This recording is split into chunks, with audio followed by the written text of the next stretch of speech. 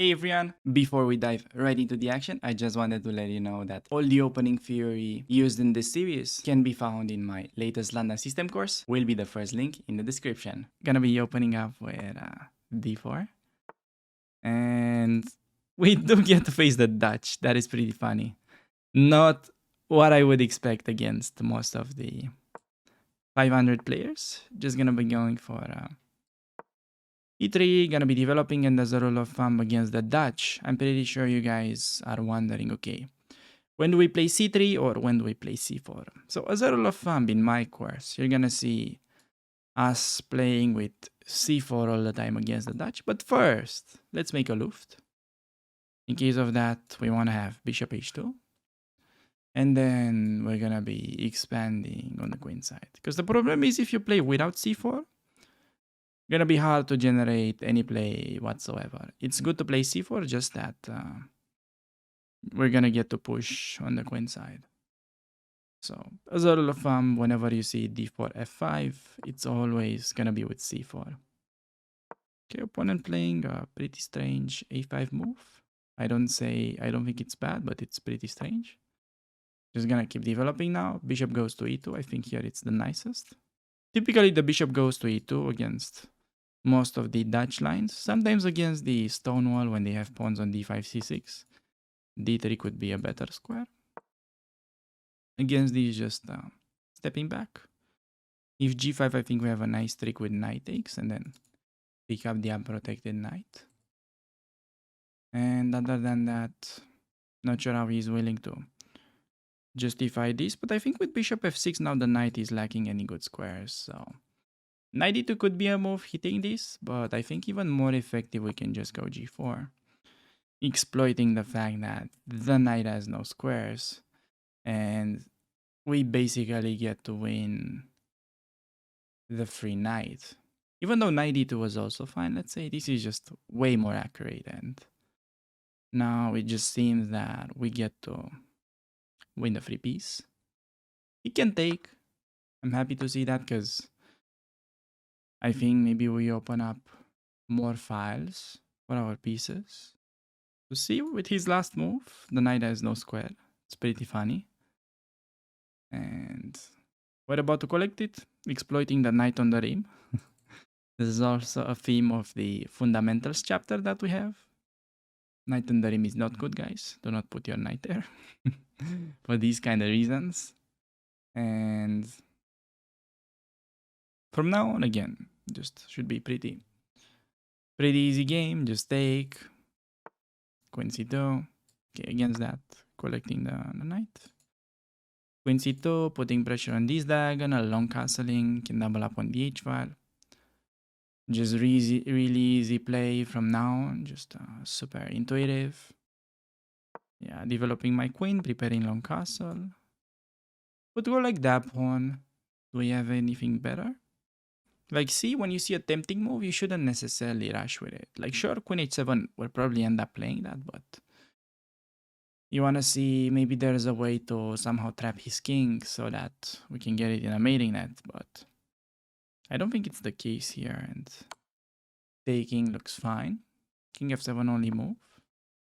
And now I think can continue with this. Trying to be super precise. Also thinking about some way to introduce c5 and then bishop to c4 check. But doesn't seem to be quite working yet. And okay, against this, maybe we can just do knight g5. Could be the simplest. Give a check. He's kind of forced to take, and we're having the extra piece. King is completely naked. We can castle long. Funny thing is that I wanted to mate immediately, but apparently there seemed to be no mate, and this move doesn't work because of queen takes, and my opponent probably missed the fact that the rook is protecting the queen all the way. And now we get to win even more stuff. Bishop under attack. He's moving it away, but can just get castled, threatening rook d8, winning the knight. Opponent has no way to even activate his pieces at this point. Because if he tries to develop the knight, then the rook drops and okay, just finds the resign button and we manage to get this on it. Alright, getting the white pieces once again. Gonna be trying out another London system and gonna play it with second move bishop f4. So that on c5 we can play e3 and just keep it as a standard London. And against d5 we're basically transposing to like the normal lines.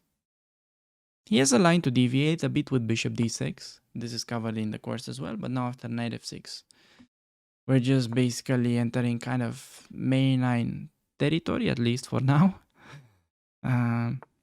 Yeah, okay, c5 it's still mainline. I'm actually a bit surprised that my opponent, 600 rated player, goes for mainline with c5, but let's see. Gotta go knight d2, and they could play bishop d6. They could do, okay, knight d7 is not that natural, and we would like to play bishop d3, but c4 is annoying. So in order to play bishop d3, we want to have c3 played, so that when they do c4, we have a square on c2 to retreat. And that's why we make this move. And okay, expecting him to do like bishop e7, bishop d3 castles, and then we play knight e5. Okay, he does c4, topping bishop d3, but against this as a rule of thumb, we need to focus on the e4 break, and gonna be doing that by playing queen c2. In some lines, you could maybe think about b3, trying to attack this pawn structure and undermine it, but I think the simplest way is just to break in the center with e4, like we're doing it here. And if the knight takes, this pawn will be a bit weak. If they don't take, can keep expanding, gaining a lot of space, and we're gonna have pretty good attack on the king side, I think. So opponent has to take at this point, I believe, going something like d e4, and then we just take with a knight. Trade everything, most likely knight f6. Okay, he just goes castles, and we'll keep expanding, and then it's gonna be about delivering kingside attack. And I think we start with maybe h4 right away on 98. Just do that. Could also play bishop e2. The thing is, my bishop is kind of awkward on f1. It doesn't really have like a great square, but I think e2 is good enough. And okay, knight g4 is definitely a mistake because the knight does not have any great squares after h3. They're forced to go back, but then we can take and create a pretty huge weakness. Do we want to take immediately? I could also go g4, but I think we just want to take it and play it positional. Yeah, I think that's how we do it. So we take on h6, we play bishop e2, then we maneuver the knights. I think maybe knight f1, knight e3, knight g4. Something like that could be it. Like get the knight around, or maybe get it around to h5. I think both ways are playable.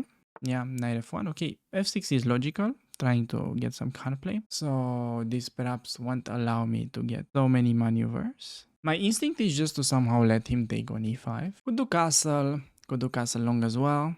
Have many options. I think taking may be fine, but then he takes with the bishop and perhaps wants to push e5. But I think that's actually fine, just taking. If knight takes, we have knight e5. If bishop takes, we do knight f1, and e5 is just way too weakening. Can just trade everything, and his position is just way too weak. He doesn't really afford to open things up like this, and have simple plan to get a knight to g4 and attacking everything, controlling important e5 square. This is not like a really easy maneuver to actually find yourself during the game, but we actually have this theme in the thematic maneuvers chapters in the course, so if you watch that, it might make it easier to do in your own game. So I think now we can keep expanding, attack the bishop. Idea is to meet bishop f4 with g3, and after they go back, just knight d3 and continue with our same plan.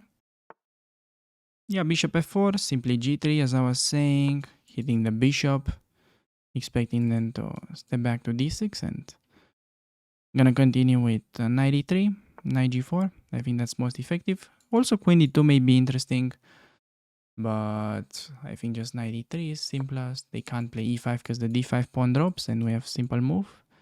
Knight g4, hitting this, preparing knight e5.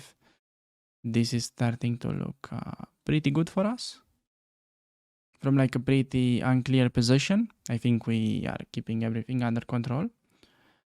And I don't think opponent has like an easy way to generate any play.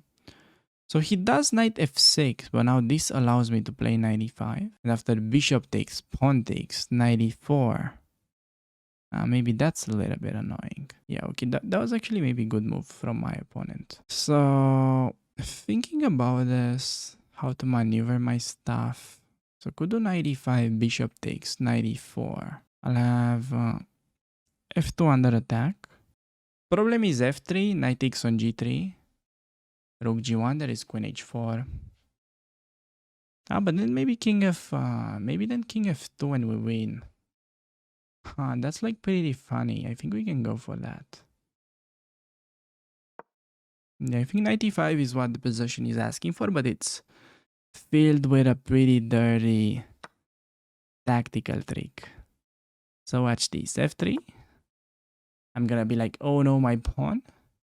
But then we have rook g1. Pinning. Deadly pin. He's gonna take this because it's super juicy, but now I think the king has to do the dirty work just by playing king f2. Now I just take the knight on the next move because he's pinned. And we end up winning a piece, as far as I can see. Perhaps knight f1 was also doable, but this just seems better to coordinate the rooks. And we win a piece. He could have stepped back with a knight instead of this, just going like knight c5, but I think he's just much worse. And king castle both ways, just much better. Probably long with rook d4, rook g4 ideas. That would have been actually pretty instructive to bring rook d4, rook g4. Now after king f2, I think we just get to win the free piece. His bishop is dead. This piece basically has no squares. And we just get to put a lot of pressure on the king side, so. He has queen h2, which in fact I missed, but it doesn't matter because there is rook g2. So. Has to move the queen. If he takes, we just take with a king, obviously. At this point, it might be best for him to give up the queen for the rook, because otherwise he's probably getting mated, but we win no matter what, I think. So I'm gonna be taking, expecting king h8, because on f7 he drops this pawn. So he has to go there, but just gonna double up. Make sure everything is well defended. If he checks me, I can go this rook onto g2. And then the next part would be to unpin by playing, let's say, maybe king f1. Or, yeah, whatever. Yeah, just this move, as I was saying. In case he goes there. How do we unpin? Maybe just king g1. King g1 looks like a nice unpinning move. And, well, if he plays rook f4, it's gonna give us a mate. I'm like looking for a beautiful way to sack the queen and get like a puzzle mate. But I don't really quite see it, so might just have to play the boring rook g7 and finish him off soon. So rook g7, queen e1 check. Knight f1. And there's still rook f5. Interesting. So how is this not a forced mate? What is my forced checkmate? Need to get the queen involved. So rook g7, he checks me. Yeah. Too bad that there's no mate. Wait, so rook g7, he checks me, knight f1, but we win his bishop. So what am I talking about? That's just super straightforward. So checks, knight f1, rook f5, but we pick up this piece. For some reason, I was just like blindfolded because I was searching for the mate. But, okay. Now against this, there's just a mate either way. Gonna do it with the queen. I think it's more spectacular and we managed to get this one in. Thanks a lot for making it this far into the video. And if you're interested checking out my course, you can click on this little thing while it's still on an introductory sale. And in case you're looking for more London system content, you can also click the video that will appear on the screen. So once again, thanks for watching and I'll see you around on the channel. Take care.